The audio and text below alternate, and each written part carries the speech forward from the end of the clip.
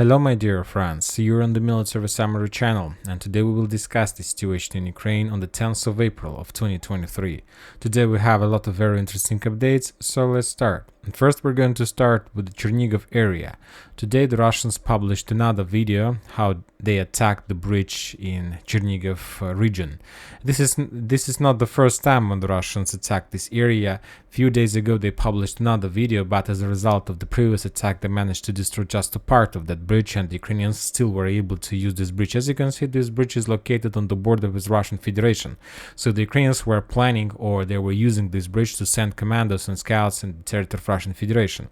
But as you can see, today the Russians complete their goal and they destroyed this bridge completely, and from now on the Ukrainians are no longer able to send their forces on the territory of Russian Federation. And the thing is that this is not the only bridge that was destroyed during the previous 24 hours. The Russians also published another video from Liman front line, from the town by the name of Nevskaya. As you can see, the Russians, as a result of another attack in this area, destroyed another bridge. So they also published the video of that. So this explosion, the smoke of the destroyed bridge. So as you can see, these two bridges are not so important when talking about the global scope of special military operation, but there are a lot of things that we need to mention. First of all, the Russians are bombing these bridges. They bombed these bridges using the aircraft forces and using the bombs, heavy bombs. This is the first thing that is very interesting. Another thing is that when talking about the bridge that located in Chernihiv area, this bridge is located very far from the combat line, and I'm not sure that there are a lot of Ukrainians in this area, and there are a lot of air defense systems and so on. And when talking about the bridge on Liman front line, this is the very important road that Ukrainians were using to supply and support their forces in Liman front line in the towns like Nevskaya, Makiivka and so on, and that bridge was destroyed. And also the Russians were using the same method, using the air forces, aircrafts like Su-34 or Su-35 and the guided or just regular bombs. And as we can see, the Russians have changed their tactics, or maybe they're planning to use a new type of warfare during the upcoming Ukrainian counteroffensive operation. As we know that Western countries supplied Ukraine with dozens of trucks, dozens of equipment that can build bridges and so on. Furthermore, we understand that the entire Ukrainian defense is built on a few things. The first thing is like railroad and railroadways, that there are a lot of railroad on the entire Ukraine that ease the Ukrainian logistic. And the second thing that Ukrainian defense based on is the bridges along the Dnipro River. And if the Russians are able to destroy these bridges, they can't be even a talk about any offensive operation from the Ukrainian side, because as soon as the bridges are destroyed, the Ukrainians will lose this special military operation. They will be trapped on this bank of the river, a very big army, and so on. Another interesting thing about Kupyansk and Liman front line, as you can see, there are a lot of icons in this area. The Russians were saying that it's bombed Sinkovka, that they shut down few drones in Kupyansk front line. The Russians are saying that they bombed Krakhmalny, a small village on the Kupyansk front line. The Russians report about bombing Andreevka. They report about destroying a bridge, about attacking and destroying the warehouse in this area. Furthermore, the Russians report about progress in criminal forest, and the Russians are saying that as a result of all those clashes, all those bombings, the Ukrainians lost on the Kupyansk and Liman front line something around 150 soldiers and 13 armored vehicles and 4 artillery systems. As we can see, after a small operational pause, the Russians restored their offensive operation in this area. But the thing is that the most important piece of news here is coming from the Kupyansk front line. You know that since the beginning of the previous weeks, or maybe somewhere 2 weeks ago, the Russians started adding very interesting piece of information about this front line. They were saying that not like just as a result of storming operation, of attacks of air forces, the Ukraine lost this or that number of manpower, something like this. The Russians started adding a very interesting piece of information. They're saying that as a result of clashes, they prevent and they not allow the Ukrainians to complete the rotation process. And let's return back to the Western sources map. And currently in this area, the situation is as follows. The main Ukrainian forces are located along Oskol River, this one. So there are like a lot of towns along this river, and also till Liman, Seversk, Donetsk, and another group of Ukrainian forces is located along Zhiribets River, this one. And as you can see, if you take a look at this map, you see that the distance between these two lines is at some places is around 30 kilometers, and this area at some places lasts 15 kilometers or something like this. But as you can see, if the Ukrainians want to make some kind of rotation process, they need to send forces, and they need to cross this area under Russian control, because these are fields and there are no places where the Ukrainians are able to hide. And the most important, between these two lines there are no towns, settlements where the Ukrainians can use to hide their forces if they understand that, let's say, some kind of drones or something like this are above them in the sky. So if they want to make rotation process, they need to make a very long movement, like they need to pass a very big distance. And of course the Russians have enough of time while the Ukrainians doing this to discover them, to correct and target the artillery system, and to destroy as much as possible Ukrainians during this rotation process. So one more time, since starting 2 weeks ago, the Russians are saying that they managed to prevent and not to allow the Ukrainians to complete the normal rotation process in this area. So we can say that Ukrainians who located on the combat line currently stuck in this area, and they don't have possibility to make a normal rotation. So that's why they're tired, and I believe that the Russians are planning to do something. Furthermore, during the previous 24 hours, the Russians added another type of warfare in this area.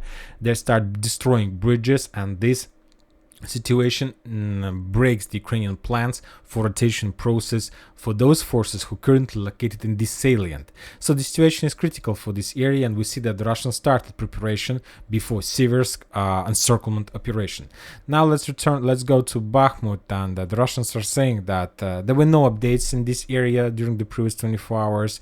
The Russian sources are saying that Ukrainians confirmed that there were heavy clashes in the vicinity of bus station, in the vicinity of the railroad ways, and so on, but without any progress, any changes on the ground. Furthermore, the Russian deployment map confirms this information.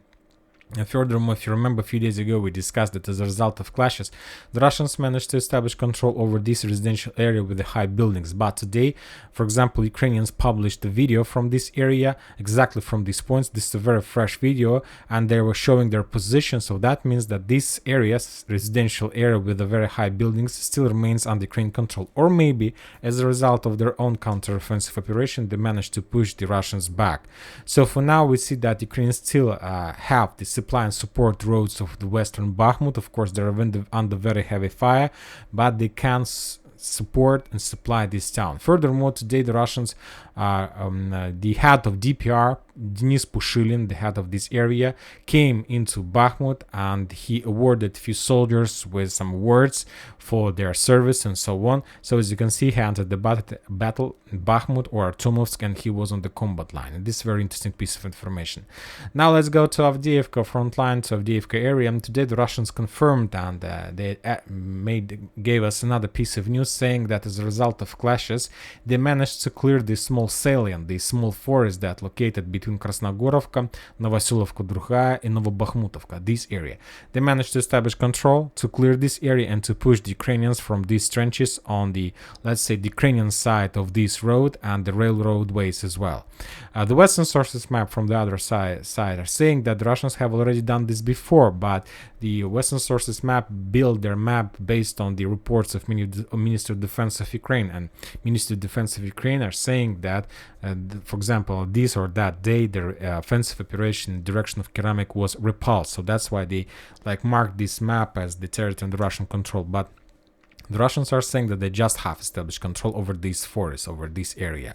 So, and now they just reached the outskirts of the railroad ways, and now they will start pushing in the direction of Keramik and this Novokalinova, and will try to continue encirclement of Avdiivka. Furthermore, the Russians are saying that as a result of clashes during the previous days, they managed to develop their bridgehead on the north of Vadiana, and currently they control this area. So the Russians are completely in front of Severna, they're right in front of Toninka, and they need to pass another, let's say when talking about Tonyinka, just another 2 kilometers. That's a lot, but as you can see, there are a lot of forest lines that goes to the north. All these forest lines is trenched, mined, and under Ukrainian control. And of course, there are still a lot of things to do, but as you can see from this configuration, the Russians are trying and planning to encircle Severnaya, this first bridgehead on the south, in Avdiivka agglomeration, that the Russians need to establish control and to create. There is a road, as you can see, from Vodiana to Severnaya. So the Russians just want to establish the bridgehead, and then they will be able to develop their bridgehead to the north in direction of Tonyinkin, Lastochkin, and so on. So this is the situation. The Ukrainians were forced to step back.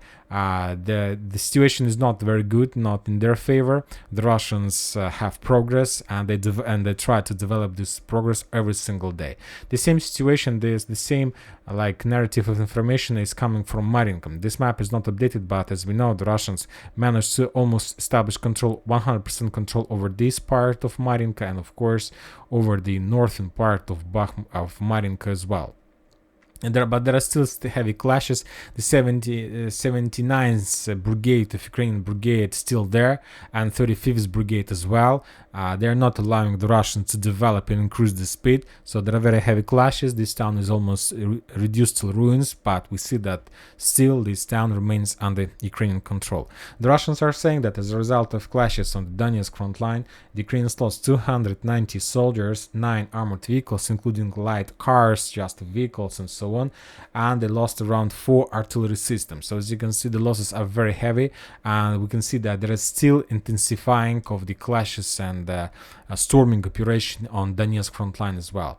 When talking about Ogledar, we see that there is a small, let's call it operational pause in this area. There were no clashes, just artillery duels on Zaporozhye area, mainly on Zaporozhye area, and the Russians are saying that as a result of artillery duels, the Ukrainians lost 50 soldiers, 3 armored vehicles, and 1 artillery system Gvozdika. Furthermore, today we got a very interesting and very good piece of information, piece of news, that there was a prisoner exchange process, and as a result of that process, the Ukrainians returned 106 Russian, and the Russians returned 106 Ukrainians. So those guys have already got home, and now they have some medicine, physical things to restore their health and so on.